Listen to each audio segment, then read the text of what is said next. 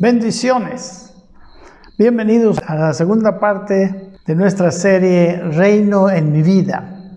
¿Cómo permitir el reino de Cristo en mi vida? Hoy vamos a hablar de la palabra metanoia.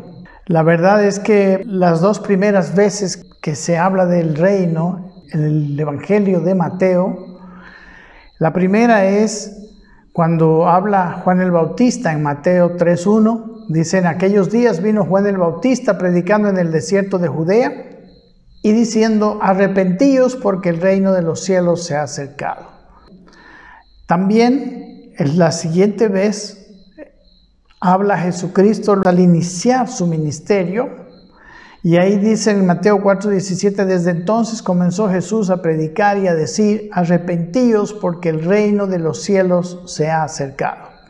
La palabra arrepentíos es la palabra metanoia en el idioma original, que viene de dos raíces. La palabra meta, que quiere decir cambio, y nous quiere decir mente. Entonces metanoia, en realidad la palabra arrepentimiento, quiere decir un cambio de mentalidad. Aquí hablan los dos de la necesidad de un cambio de mentalidad, de valores, de prioridades, para que Cristo pueda reinar en su vida. Ya el reino de los cielos se había acercado.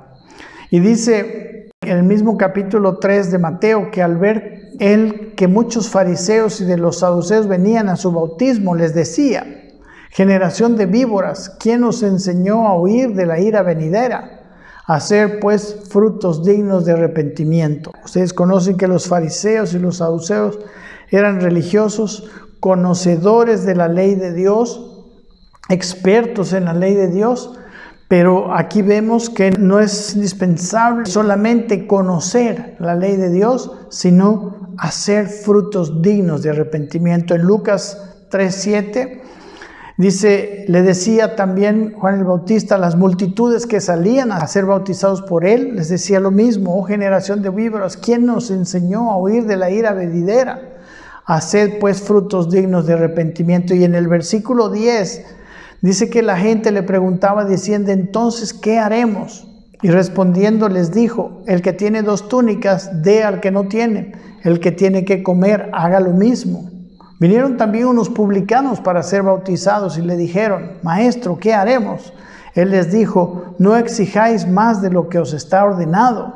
También le preguntaron unos soldados diciendo: ¿y nosotros qué haremos? Les dijo: no hagáis extorsión a nadie, ni calumniéis, y contentaos con vuestro salario. La verdad es que este cambio de mentalidad también debe verse en la práctica. En realidad no es una religión, no son cosas religiosas, sino un cambio en la práctica de la vida de la gente. Ustedes ven, cada una de las personas en su propio medio tenía que tener un cambio para entrar, porque el reino de los cielos se había acercado.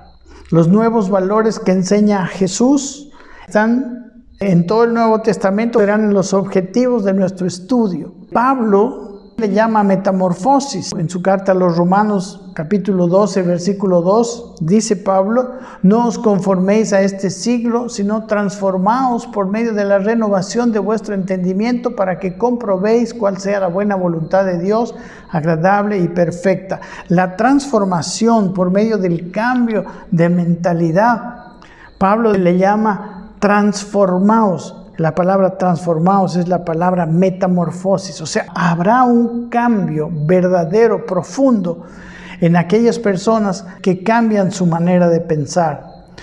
Seguramente el dejar la vieja manera de pensar, ¿verdad? No os conforméis a este siglo. A las personas que te rodean les va a parecer algo raro. Vas a ser visto como una persona rara, porque tus valores, tus intereses, de todas tus prioridades, opuesto a la manera del mundo que existe a nuestro alrededor en este tiempo. Y quiero decir que la primera noticia, si queremos entrar al reino para ser gobernados por Cristo, es que debe haber un cambio de mentalidad, de valores y de prioridades, que necesariamente será visto, será reflejado en acciones concretas. Sin ello, el gobierno de Cristo no es posible.